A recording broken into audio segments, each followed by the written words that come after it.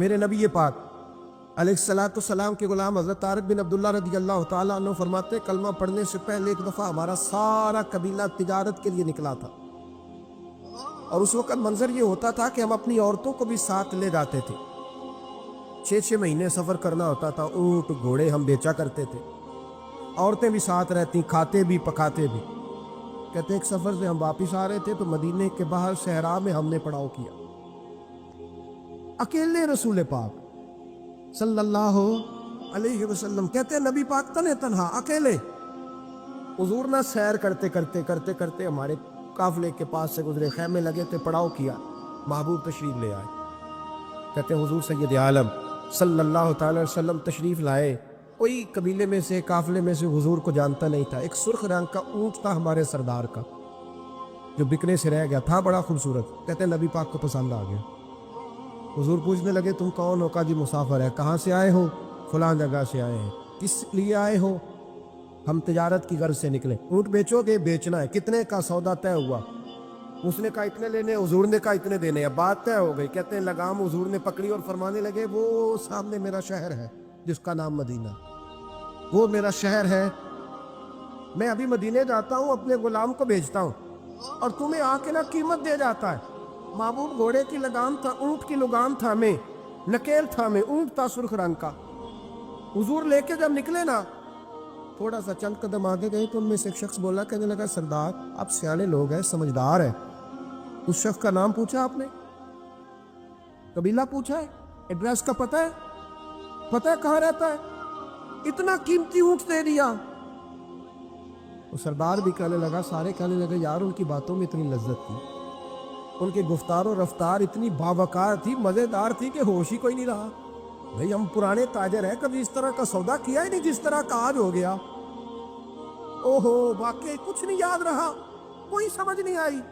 وہ ابھی نظر آ رہے، ایک آدمی دوڑ کے جاؤ، دوڑ کے اور جا کر کے نا ان سے کہو بڑی جائز بات ہے، وہ ناراض بھی نہیں ہوں گے۔ ان سے ایک شخص کہو کہ بھئی اونٹ دے جاؤ، پیسے لے آنا اور اپنا مال لے جانا، دوڑ کے جاؤ۔ ایک شخص دوڑنے لگا تو سردار کی بیوی خیمے کے اندر تھی، پردے کے پیچھے سے بولی، کہنے لگی خبردار کوئی پیچھے نہ جائے، اگر پیسے مل گئے تو ٹھیک ہے، نہ ملے تو میں دے دوں، کوئی پیچھے نہ، کوئی نہ جائے پیچھے۔ سردار کہنے لگا تو جانتی ہے؟ کہنے لگی نہیں۔ کہا گارنٹی کیوں دے رہی ہے؟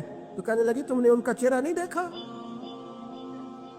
تم تو سودے کر رہے تھے، میں پردے کے پیچھے سے دیکھ رہی تھی۔ پیر مہر علی شاہ صاحب کو کسی نے کہا تھا نبی پاک کا حلیہ بیان کرے، بتائیں حضور کے کان مبارک کیسے تھے، آنکھیں کیسی تھی، ناک مبارک کیسی تھی، بینی مبارک کیسی تھی۔ تو پیر مہر علی شاہ صاحب کہنے لگے کوئی مثل نہیں ڈھولن دی، کہنے لگے مجھ سے نہیں بیان ہوتا حضور کا حلیہ، کوئی مثل نہیں ڈھولن دی، تو چپ کر مہر علی، ایتھے جا نہیں بولن دی، بس کر، تو بیان کر سکتا ہے اتنی طاقت؟ اعلیٰ حضرت نے کہا لم یاتی نذیر کپی ناظرین مثلے تو نشد، پیدا جانا۔ حضور مثال تو تب آپ کی بنے گی نا، کوئی آپ کی طرح کا پیدا تو ہوگا، تبھی مثال بنے گی، تو جب ہوا ہی نہیں تو مثال کیسے بنے گی؟ کہنے لگی کوئی نہ جائے، نہ پیسے آئے تو میں دے دوں گی۔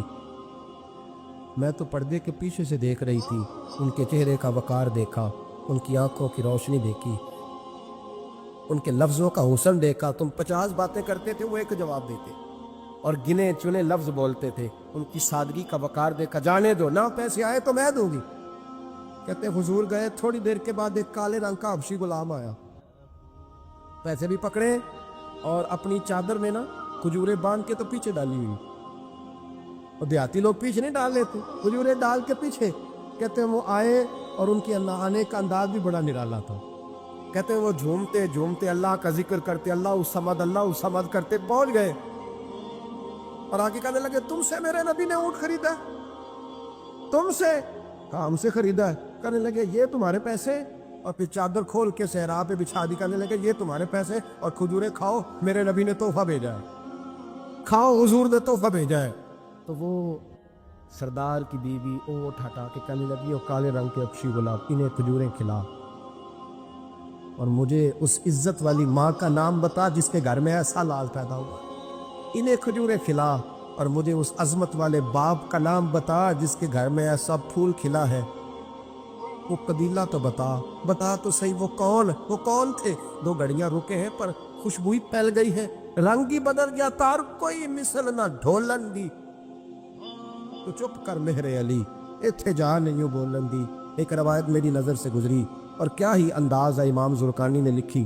ایک صحابی ہیں حضرت ابو قرصافہ رضی اللہ تعالیٰ، حضرت ابو قرصافہ رضی اللہ تعالیٰ عنہ فرماتے میں چھوٹا تھا، میری اماں اور میری خالہ مجھے ساتھ لے گئی۔ میں نے کہا کہاں جانا ہے؟ کہنے لگے آؤ نبی پاک کا کلمہ پڑھنے جانا ہے۔ پڑھیے درود شریف صلی اللہ، سارے پڑھیے، پھر پڑھیے ایک دفعہ صلی اللہ تعالیٰ علیہ۔ حضور کا ذکر ہو تو فوراً درود پڑھنا چاہیے۔ نبی کریم علیہ السلام کی بارگاہ میں نا میری خالہ اور میری اماں دونوں مجھے ساتھ لے گئی کلمہ پڑھنے۔ کہتے ہیں جب ہم حضور کی بارگاہ میں پہنچے، کلمہ پڑھا، واپس آئے تو میری اماں اور میری خالہ آپس میں بات کرنے لگی۔ میری خالہ کہنے لگی تو نے دیکھا ہے ان کا بولنا کتنا مزیدار؟ میری خالہ کہنے لگی تو نے تو وہ دیکھا لیکن وہ جو غلام آیا تھا اس کے ساتھ ان کا رویہ کتنا پیارا تھا۔ تو نے دیکھا جب وہ کھانا کھا رہے تھے تو پہلا خیال انہوں نے ہمارا کیا۔ بار بار وہ ان کا ذکر کرتی، کہتے آپس میں حضور کی شانیں بیان کرتی، میری اماں بھی میری خالہ بھی۔ بالآخر بات لمبی ہو گئی تو میری اماں بولی، کہنے لگی بس کر، ہم کتنی عظمتیں بیان کریں گے، مجھے تو 3 باتیں سمجھ میں آئی ہیں۔ کتنی؟ 3 باتیں مجھے سمجھ میں آئی ہیں۔ کہا وہ کیا؟ تو کہنے لگی ما رأینا مثل ھذا الرجل احسن وجھا ولا القا ثوبا ولا البنا کلاما۔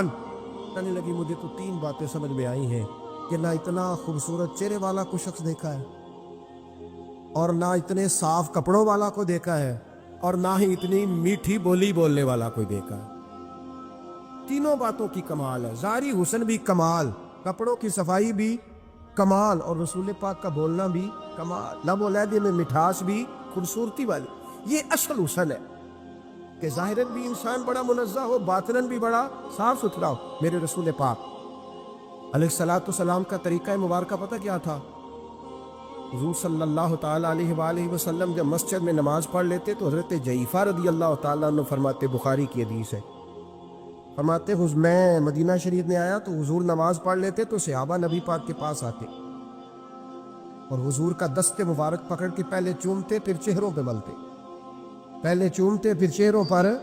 نبی پاک کے صحابہ حضور کے قدم بھی چوما کرتے، قدموں میں جھکا کرتے تھے۔ یہ تو بھائی اس وقت پتہ چلتا ہے جب کسی سے پیار ہو جاتا ہے، جب کسی بندے سے، میں اکثر مثال دیا کرتا ہوں اکثر کہ کسی کا بچہ پیشاب کرے تو کہہ آتی ہے، الٹی آتی ہے، لیکن اپنا بچہ بالوں میں بھی کر دیتا ہے، پھر کوئی کہہ نہیں آتی کیونکہ اپنا ہے نا، پیار ہو گیا نا۔ اب وہ کیفیت جب کسی سے محبت ہو جاتی ہے نا تو کچھ چیزیں صرف سمجھنے کی نہیں، کچھ چیزیں ایسی ہوتی ہیں جو محسوس کرنے والی ہوتی۔ اس نے کہا تھا عشق ایک ڈھونگ ہے، میں نے کہا تجھے عشق ہو خدا کرے، پھر کوئی تجھے اس سے جدا کرے، تو اسے تسبیحوں پہ پڑھا کرے، تو اسی کا نام جپا کرے، تو گلی گلی پھرا کرے، پھر میں کہوں کہ عشق ایک ڈھونگ ہے اور تو نہیں کہا کر، پھر میں کہوں کہ عشق ایک ڈھونگ ہے اور تو، اس نے کہا تھا عشق ایک ڈھونگ ہے تو میں نے کہا تجھے عشق ہو خدا کرے۔ بھائی یاد رکھو جب انسان کو محبت ہوتی ہے تو پھر اس کے انداز بدل جاتے ہیں، اس کے طور طریقے تبدیل ہو جاتے ہیں۔ وہ میں اکثر ایک بات کہا کرتا ہوں، میں کہتا ہوں بچہ باہر سے برگر کھا کے آ جاتا ہے رات، اماں کہتی بیٹے روٹی کھا لو، کہنا وہ بھی بتائی میں نہیں کھانی، حالانکہ برگر ہے، کھا آیا ہے، دور سے کھا آیا ہے، تو اماں اس کو کہتی ہے پھر میں سویاں نہ بنا دو تھوڑی سی اپنے بیٹے کو، فٹافٹ چاول نہ تجھے ابال دوں، ساتھ میں باریک دال بنا دے، تو کہتا نہیں میری مرضی کا پکاتے نہیں، میں نے نہیں کھا ایسے۔ اب ابا جو ہے نا، ابا وہ اماں کو سمجھا رہا، کہتا چھڈ پرا، بھوک لگے گی تو آپ ہی کھا لے گا، سنا ایڈی ٹینشن ہے ایویں پہ تینوں ستاندا ہے۔ اماں کیا کہتی ہے؟ کہتی نہیں مجھے نیند نہیں آ، کھائے گا تو سکون آئے گا۔ اب اس کو آپ لاکھوں دلیلیں دیں کہ سیاںا بیان ہے، بچہ نہیں ہے، 22 سال کا ہے، 24 سال کا، چھوڑ تو کیا کر رہی ہے؟ لیکن اماں کو کوئی سمجھا سکتا؟ کیوں نہیں سمجھا سکتا کہ اسے اپنے بیٹے سے پیار بڑھا، وہ کیا کرے، وہ مجبور ہے، اس کے دل کی کیفیت اس طرح کی ہے کہ کوئی دنیا کی طاقت اسے سمجھا سکتی؟ سوال ہی نہیں پیدا ہوتا کوئی اسے سمجھا سکے، یہ ممکن کیسے ہو، کیسے سکتا ہے؟ یہ محبت ہے میرے رسول پاک علیہ السلام کے صحابی حضرت جعفہ فرماتے میں حضور کی بارگاہ میں آیا تو صحابہ کیا کرتے؟ نبی پاک کا دست مبارک پکڑتے، پہلے چومتے، پھر چہرے پہ ملتے۔ بخاری ہے۔ فرماتے میں نے کہا یہ کیا کر رہے ہیں؟ پھر اچانک میرا بھی دل کیا ذرا کر کے تو دیکھو، کچھ چیزیں چکھنے پہ پتہ لگتا ہے کتنی مزیدار ہے۔ کہتے میں بھی قریب گیا، حضور کے دست مبارک میں نے ہاتھ ڈالا۔ فرماتے ہاتھ پکڑا ہی تھا کہ نبی پاک کا ہاتھ برف سے بھی زیادہ ٹھنڈا۔ فرماتے پھر میں نے پکڑ کے چہرے پہ ملا تو کستوری سے زیادہ خوشبو آ رہی تھی دست مبارک۔ فرماتے اب میرا چھوڑنے کو دل ہی نہیں کر رہا، اب میری طبیعت نہیں مان رہی تھی۔ میرے نبی کریم علیہ السلام اللہ کی دلیل ہیں، ہر پاکیزگی، ہر حسن، ہر کیف اللہ نے اپنے رسول کو عطا فرمایا۔ دنیا کی جتنی غلاظتیں تھیں، جب کوئی حضور کے قریب جاتا تھا تو ساری غلاظتیں دور ہو جاتی۔ کما ارسلنا فیکم رسولا منکم یتلو علیکم آیاتنا ویزکیکم، اللہ فرماتے ہیں میرے محبوب تم پر میری آیتیں پڑھیں گے اور تمہیں پاک فرما دے، تمہاری ساری ناپاکیاں نبی پاک دور کر دے، ہر غلاظت تم سے دور ہٹ جائے۔ ایک صحابی ہے حضرت شیبہ بن عثمان رضی اللہ تعالی عنہ، وہ کہتے ہیں میرے والد کو اور میرے چچا کو مسلمانوں نے احد میں قتل کر دیا تھا۔ میرے دل میں بڑا غصہ تھا، بڑا جلال تھا کہ کبھی مجھے موقع ملے تو میں بدلہ لوں گا۔ کہتے فتح مکہ کے بعد نبی پاک علیہ السلام حوازن کی جنگ کے لیے نکلے، مجھے پتا چلا حضور جا رہے ہیں تو میرے اندر شعلے بھڑک رہے تھے انتقام کے۔ روز میں منصوبہ بندی کرتا، پلاننگ کرتا کہ کسی طریقے سے میں ان تک پہنچوں گا اور بدلہ لوں گا۔ کہتے نبی کریم علیہ السلام نہ حوازن کے لیے پہنچ چکے تھے۔ فرماتے میں بھی جنگ میں جا کے شریک ہو گیا اور میں نے طریقہ اس طرح کا اختیار کیا کہ کسی طریقے میں حضور تک پہنچ جاؤں۔ سمجھ آ رہی ہے میری بات کی؟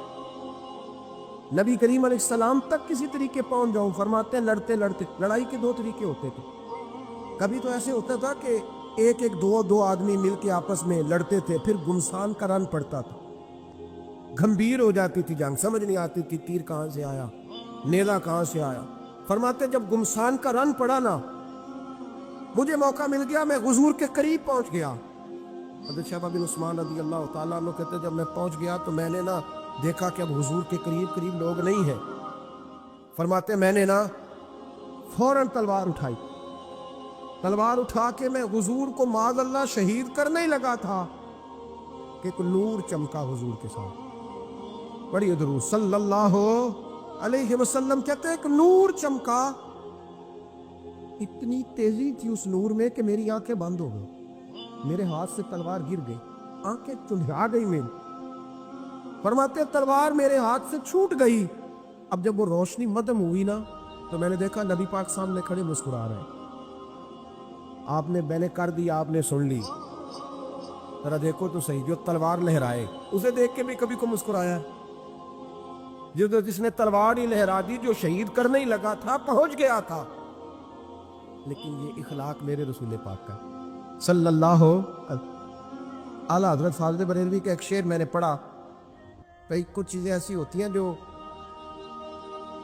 بس نا وہ آتی تو سامنے ہے لیکن وہ اتنا لطف دے جاتی ہیں کہ ٹھنڈا ہو جاتا ہے مزاج۔ رات کو میں شعر پڑھ رہا تھا اعلیٰ حضرت کا فاضل بریلوی رحمت، اور میں نے شعر پڑھا تو مجھے اچھا لگا سنانا۔ ایک دوست کو میں نے فون کیا، میں نے کہا یار ذرا شعر تو سن لے، یہ پہلی دفعہ نظر سے گزرا ہے، ابھی سیدھا سادہ لیکن روح تک اتر گیا۔ اعلیٰ حضرت فرمانے لگے نبی پاک کے بارے میں، فرمانے لگے سیدھی سیدھی روش پر کروڑوں درود، سیدھی سیدھی روش پر بالکل سیدھی ہے حضور کی باتیں، کسی پیچیدگی کی ضرورت نہیں۔ کہنے لگے سیدھی سیدھی روش پر کروڑوں درود، سادی سادی طبیعت پہ لاکھوں سلام، لاکھوں سلام میرے نبی کریم صلی اللہ علیہ وسلم مجھے دیکھ کے مسکرائے، اور فرمایا جب حضور مسکرائے نا تو میں نبی کریم علیہ السلام کو دیکھ کے حیران ہوا کہ میں نے تلوار تانی تھی اور حضور نے مسکرانا شروع کیا۔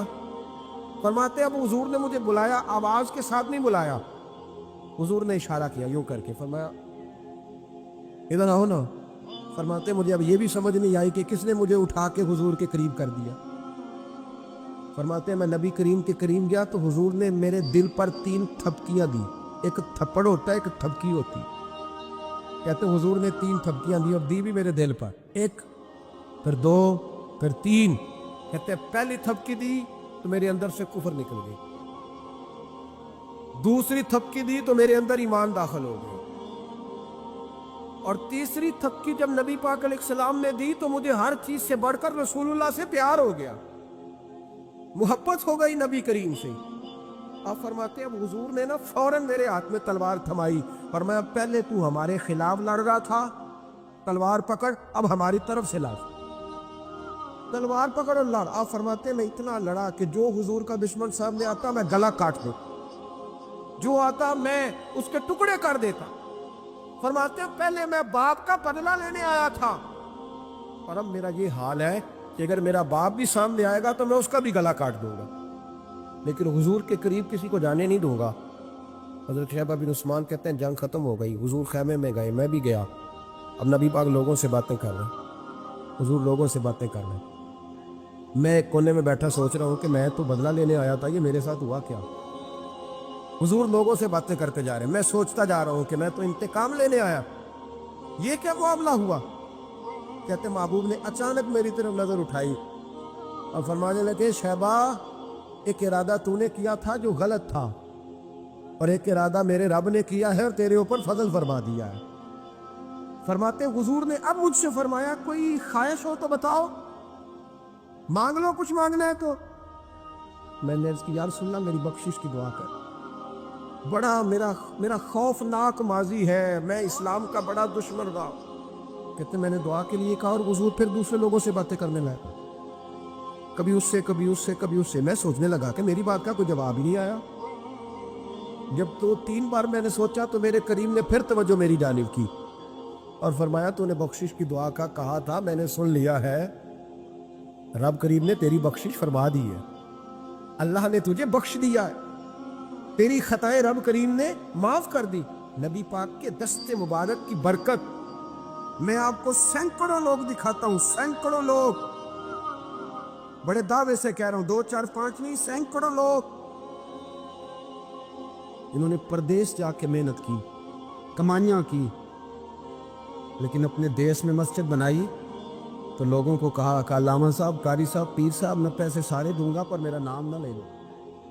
میں نے کہا میں سینکڑوں لوگ دکھاتا ہوں، سینکڑوں لوگ، محنت کی، جدوجہد کی، کوشش کی۔ یہ اسٹیج پہ بیٹھتے میری طرح کے وہ لوگ جو پیر صاحب، صوفی صاحب، علامہ صاحب ہوتے، لیکن میں سینکڑوں لوگوں کو جانتا ہوں جو محفل کا اشتہار اپنے ہاتھوں سے لگاتے، محفل والے دن جھاڑو بھی دیتے، لوگوں کو پیغام بھی دیتے، ان کا اشتہار پہ بھی نام کوئی نہیں، نقیب نے بھی نام نہیں لیا، وہ اسٹیج پہ بھی نہیں بیٹھے، لیکن جب محفل سج جاتی ہے، جب دنیا آ جاتی ہے، جب رسول پاک کا ذکر قروج پکڑتا ہے تو وہ دور کھڑے ہو کے کہہ رہے کتنی اچھی ہو گئی ہے میری محفل، کتنی اچھی ہو گئی ہے میری محفل، نہ کسی پیر نے نام لیا، نہ کسی مولوی نے لیا، نہ کسی نقیب نے لیا، نہ کسی نعت خواہ نے لیا، پر او میرے نبی کی محفلیں سجانے والوں، تمہارا نام کسی نے نہیں لیا، تمہاری فوٹو نہیں آئی، تمہارا اشتہار پہ نمبر نہیں لکھا گیا، پر جس رسول کے لیے تم نے یہ کام کیا اس نبی کو سارا ہی پتا ہے، وہ حبیب جانتے ہیں، وہ جانتے ہیں، انہیں خبر ہے کہ یہ وہ میرا دیوانہ ہے جو لوگوں کو دعوتیں دیتے، آؤ میں نے رسول پاک کی محفل سجانی، آؤ آؤ۔ آپ یقین کریں لوگ ہاتھ باندھ کے کہتے ہیں حضرت جی ٹائم دے دیں، دل کرتا ہے ذکر سرکار سجایا جائے۔ میرے بھائی یاد رکھو، فروغ محبت کی بات کرو، پیغام محبت کی بات کرو، محبت کی بولی بولو، محبت کا تذکرہ کرو، لوگوں کی اچھائیوں کا ذکر کرو، خوبیوں کا بیان کرو، چھوڑو چھوڑو نفرتیں، چھوڑو چھوڑو عداوتیں، آؤ واپس لوٹ آئیں۔ بخاری مسلم پڑھو، میرے نبی پاک علیہ السلام نے فرمایا اپنا ایک بھائی اپنے گھر سے چلا تھا اپنے دوسرے بھائی کو ملنے، ایک تو ہے صحابی کا پیار، ایک تو ہے اہل بیت کا پیار، ایک اللہ کے ولی کا پیار، اپنے گھر سے چلا تھا وہ اپنے ایک بھائی سے ملنے، بخاری مسلم ہے۔ حضور فرماتے ہیں کہ رستے میں اسے فرشتہ ملا انسانی شکل میں، لوگ تو روز سفر کرتے ہیں پر فرشتے نہیں آتے، اللہ نے فرشتہ بھیجا انسانی شکل میں۔ کدھر جا رہے ہو میاں؟ کہنے لگا اپنے بھائی سے ملنے جا رہا ہوں۔ کہا اس کا تیرے اوپر کوئی احسان ہے؟ اس نے کہا نہیں۔ کیوں ملنے جا رہے ہو؟ سننا ہو یارو، یہ میری بات نہیں، یہ مدینے والے رسول کی زبان اطہر سے نکلا ہے۔ فرمایا کہاں جا رہے ہو؟ اس نے کہا میں جا رہا ہوں بھائی سے ملنے، کوئی احسان ہے؟ کوئی نہیں، کوئی لین دین کا معاملہ ہے؟ کوئی نہیں۔ کیوں ملنے جا رہے ہو؟ کیوں؟ کہنے لگا اس لیے ملنے جا رہا ہوں کہ وہ بھی اللہ کا حضر ہے، میں رب کا بندہ سمجھ کے، اللہ کا بندہ سمجھ، میں کہتا ہوں او پیران عظام، تم نے اگر دھوکے کی پگڑیاں باندھی اور تم نے اگر فراڈ کے جبے پہنے، تم نے اگر جھوٹ کے پلندے باندھے تو وہ تمہارا معاملہ ہے، لیکن جو تمہیں رب کا بندہ سمجھ کے ملنے آئے گا وہ اجر حاصل کر لے گا، وہ اللہ کی بارگاہ سے نواز دیا جائے گا۔ وہ تو اللہ کا بندہ سمجھ کے آیا نا، اسے تو نہیں پتا جبے کے نیچے کیا ہے، اسے نہیں پتا بڑی پگڑی کے نیچے کیا ہے۔ مدینے والے محبوب فرمانے لگے وہ فرشتہ آیا اور آ کر کے اس سے کہنے لگا اللہ کی رضا کے لیے ملنے جا رہے؟ اس نے کہا ہاں۔ کہنے لگا سنو، پھر میں انسان نہیں، میں فرشتہ ہوں، مجھے رب نے بھیجا ہے۔ اور رب فرماتے ہیں جس طرح تم دونوں میری رضا کے لیے آپس میں محبت کرتے ہو نا، اللہ تم دونوں سے محبت فرماتا ہے، اللہ تم دونوں سے محبت، تھوڑا تھوڑا فروغ محبت، تھوڑا تھوڑا پیار، بیٹے سے بھی پیار، بیٹی سے بھی، بھائی سے بھی پیار۔ بھائی بھی پیارے ہوتے، بڑے پیارے ہوتے، یہ بھائی پانیاں دیاں باہم ہوندے، کبھی سگے بھائی سے بھی پیار، کبھی کسی دوست سے بھی پیار۔ اماں کے پیروں تلے بھی جنت ہے، لیکن باپ بھی جوانی لٹا دیتا ہے۔ ابا سے بھی پیار، کبھی کبھی اس کو بھی کہنا کہ میرا دل کرتا ہے میں تیرے پیر دباؤں، آج دل کرتا ہے زیتون کے تیل کے ساتھ تیرے سر کی مالش کر۔ ان سے بھی تھوڑا فروغ محبت، تھوڑا پیار، کبھی ویسے ہی چل نکلنا، ویسے ہی، اور کہنا کہ آج میں نا مدینے والے رسول کی امت کی نوکری کرنے نکلا ہوں۔ پیار بن، اور پھر جب پیار آئے نا، نبی پاک تھا۔ میں آپ کو ایک بات بتاؤں، ہم سنی بھی نا تھوڑے تھوڑے خشک ہوتے جا رہے۔ نعت پڑھنے والوں کا ذوق اگر خراب ہوا ہے تو ناراض نہ ہونا سننے والوں کا بھی ہو جائے۔ اب نعت ہم ذائقے سے سنتے ہی نہیں، ہمارا وہ رنگ ہی نہیں، وہ کیفیت ہی نہیں، نعت کے ساتھ ہماری وہ دلچسپی نہیں۔ ہم بھی چاہتے ہیں مجھے موٹا موٹا مسئلہ سناؤ، اور یارو میرے نبی کی شانیں سنا کرو، حضور کے معراج کی بات بھی سنا کرو، میلاد کی بات بھی سنا کرو، اور جب کوئی مدینے والے محبوب کا غلام حضور کے حسن کا ذکر کرے تو پھر بھی تازے ہو کے سنا کرو۔ جب معجزات بیان ہو تو شوق سے سنا کرو، اپنے بچوں کو بتایا کرو کہ ہمیں شان والا رسول اللہ نے دیا ہے۔ نبی پاک کے حسن کا، جمال کا، اخلاق کا، کردار کا، ہنسنے کا، بولنے کا، بات کرنے کا، بانٹنے کا، سخاوت کا، عطا کا، کرم کا، جمال کا، فیض کا، غلاموں سے پیار کرنے کا، کسی کو نوازنے کا، میرے رسول پاک علیہ السلام کا یہ تذکرہ یاد کرو، یہ لوگوں کو سنایا کرو، لوگوں کو بتایا کرو کہ جب وہ آمنہ کی گود میں تھے تو پھر بھی بڑے پیارے تھے، جب حلیمہ کے بیڑے میں تھے پھر بھی بڑے پیارے تھے، جب وہ معراج پہ گئے تو پھر بھی بڑی شان تھی، جب سیدہ خدیجہ الکبریٰ کے بستر نور پہ تھے پھر بھی بڑی شان والے تھے۔ لوگوں کو بتایا کرو کہ مدینے والے رسول جب سیدہ عائشہ سے باتیں کرتے تھے کرم تب بھی بڑا تھا، اور جب حضور غار ثور میں تھے شان تب بھی بڑی تھی، جب بدر میں آئے تو دلیر تب بھی بڑے تھے، جب احد میں آئے تو درگزر تب بھی بڑا تھا۔ اور لوگوں کو بتایا کرو کہ ہر نظر کانپ اٹھے کہ محشر کے دن خوف سے ہر کلیجہ دہل جائے گا، اوڑھ کر کالی کملی وہ آ جائیں گے اور پھر سارے محشر کا نقشہ بدل جائے، اوڑھ کر کالی کملی وہ آ جائیں گے۔ اور اعلیٰ حضرت فرماتے ہیں، دیکھو اعلیٰ حضرت کیا کہتے ہیں، فاضل بریلوی فرماتے ہیں کاش محشر میں جب ان کی آمد ہوا ہو، کہتا ہے میرا دل کرتا ہے سب نے ہاتھ باندھے ہوئے، کاش محشر میں جب ان کی آمد ہو اور بھیجے سب ان کی شوکت پہ لاکھوں سلام۔ حضرت ابو خزامہ یہ وہ واحد صحابی ہے جو گواہی ایک دے تو دو لکھی جاتی ہے۔ حضرت ابو خزامہ کہتے ہیں نبی پاک صلی اللہ علیہ وسلم نے نا گھوڑا خریدا ایک یہودی سے، ذرا محبت کی بات دیکھو، حضور تھے یا وہ یہودی تھا، سیاستہ میں حدیث، تو نبی پاک صلی اللہ علیہ وسلم گھر چلے جائے، فرمایا پیسے لا کے دیتا ہوں، پیچھے سے یہودیوں نے کہا تو نے سستا بیچ دیا ہے۔ نبی پاک پیسے لے کر کے آئے تو حضور نے کہا پیسے رکھو گھوڑا دو، کہنے لگا کون سا گھوڑا، کیسا گھوڑا، میں نے تو بیچے نہیں، کی آخی جائے جڑا مر جائے یا مکر جائے وہ دا کوئی حل ہے۔ اس نے کہا کون سا گھوڑا، حضور نے فرمایا گھوڑا تو نے بیچا میں نے خریدا، پیسے رکھ، کہنے لگا کوئی گواہ ہے تو دے، ایک بندہ بھی کہہ دے، اب گواہی کون دے، وہاں تو تھا ہی کوئی نہیں، رش لگ گیا، اپنے بیگانے سب جمع ہو گئے، حضرت ابو خزیمہ پیچھے کھڑے تھے، دونوں ہاتھ اونچے کر دیے، کہنے لگے سونیا میں گواہی دیتا ہوں، میں دیتا ہوں نا گواہی، میں دیتا ہوں گواہی۔ جب بات کر دی تو یہودی کی بات پوری ہو گئی۔ نبی پاک صلی اللہ تعالی وسلم نے پیسے دیے، گھوڑا لیا، سب لوگ چلے گئے، کیونکہ اس نے کہا تھا ایک بندہ کہہ دے تو دے دیتا ہوں۔ حضور نے سیدنا بلال ابچی سے کہا گھوڑا لے دا گھر، اور شارحین نے لکھا ہے، شارحین نے، کہ نبی پاک نا لوگ چلے گئے تو حضور نے نا حضرت خزیمہ کے یوں گلے میں ہاتھ ڈالا، اور حضور ساتھ ساتھ جل رہے ہیں، ساتھ ساتھ، اور مسکرا کے فرمانے لگے یار تو نے تو دیکھا ہی نہیں تھا، اور گواہی کیسے دے دی، تو تے تھا ہی نہیں، گواہی نہ علماں وچ پھسا سانو، تو یار دی گل سنا سانو، اور تے علم دا سکہ نہیں چلدا جتھے عشق حراں دا ڈیرا ہے۔ نبی پاک صلی اللہ علیہ وسلم نے فرمایا ابو خزیمہ تو تھا ہی نہیں، تو گواہی کیسے دے دی؟ چلتے چلتے کہا۔ جناب ابو خزیمہ ٹھہر گئے، حضور پہ رک گئے، غور سے سرکار کا چہرہ دیکھا، عرض کرنے لگے سونیا کیا کہا؟ میں وہاں تھا نہیں، میں نے دیکھا نہیں تو گواہی دے دی؟ کیا جملہ ہے، کیا شان ہے، کیا ایمان ہے، کیا قوت ہے۔ عرض کرنے لگے یا رسول اللہ میں نے تو رب بھی نہیں دیکھا، میں نے کو دیکھا، تو نے کہا وہ ہے تو میں نے کہا ہے، تو نے کہا مالک ہے تو میں نے کہا وہ مالک ہے، تو نے کہا خالق ہے تو میں نے کہا وہ خالق ہے، تو نے کہا اس نے تجھے پیدا کیا ہے تو میں نے کہا ٹھیک ہو گیا، تو نے کہا سجدہ کر تو میں نے کیا، تو نے کہا اس کا ذکر کر تو میں نے کیا، تو نے کہا یہ اس کی کتاب ہے پڑھ تو میں نے پڑھی۔ تو جب تیرے کہنے پہ میں اتنی بڑی شے مان گیا ہوں تو گھوڑا تو چیز ہی کوئی نہیں، اتنی بڑی شے جو مان گیا ہوں تو گھوڑا پیچھے رہ گیا، سر سے لے کر پاؤں تک تنویر ہی تنویر ہے، جیسے منہ سے بولتی قرآن کی تفسیر ہے۔ سوچتی تو ہوگی دنیا مصطفیٰ کو دیکھ کر وہ مصور کیسا ہوگا جس کی یہ تصویر ہے۔ آپ ذرا ماننے کا رنگ دیکھیں، آپ ذرا غلاموں کے ماننے کا، آپ ذرا انداز تو دیکھیں نا غلاموں کے مان۔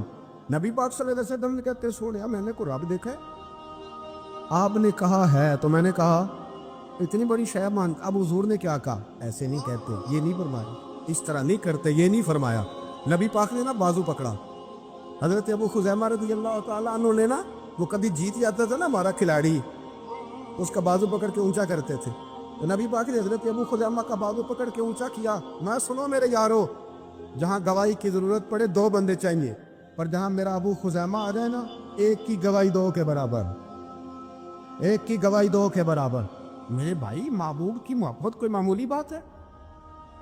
رسول پاک کا پیار آپ اس کو ہلکی بات جانتے؟ سنو، یہاں لوگ کہہ دیتے ہیں میں نے اتنے سال لگائے غلامی میں۔ حضرت صہیب ابن سنان، حضرت صہیب ابن سنان رومی مکے سے نکلے مدینے جانے کے لیے، ابو جہل نے روک لیا، کہنے لگے نہیں جانے دیں۔ آپ فرمانے لگے کہ سودا کرتے ہو میرے ساتھ؟ نے کہا وہ کیا؟ فرمایا تمہیں پتہ ہے نا میں بڑا مالدار آدمی ہوں۔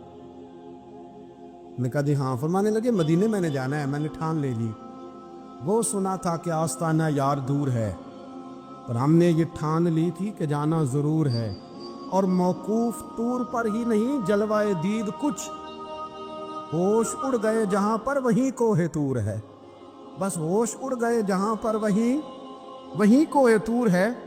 تو آپ فرمانے لگے میں نے مدینے تو جانا ہے، اگر روکو گے تو میں پھر تلوار نکالوں گا، ٹوٹ گئی تو تیر نکالوں گا، ختم ہو گئے تو نیزہ چلاؤں گا، مدینے میں جا کے رہوں۔ جنوں ویکھ کے ٹھر دیاں اکھیاں نے، جنوں ویکھ کے ٹھر دا سینہ ہے، ربا تیری ساری ودائی چ ایک ہی تے شہر مدینہ ہے، اور میں جانا میں نے ضرور ہے، یہ پک ہے، سودا کر لو۔ ابو جہل کہنے لگا جی کیا سودا؟ آپ فرمانے لگے تو پتہ ہے نا میرے پاس بڑا مال ہے، پتہ ہے نا میرے پاس بڑا کچھ ہے۔ اس نے کہا ہاں۔ فرمانے لگے سارا لے لو۔ ابو جہل کہنے لگا یعنی سارا؟ آپ نے فرمایا سارا۔ جیبیں خالی کر دی، جیبیں خالی کر دی، ہر چیز اتار کے دے دی، گھوڑے پہ جو کجاوا تھا نا وہ بھی اتار کے دے دیا۔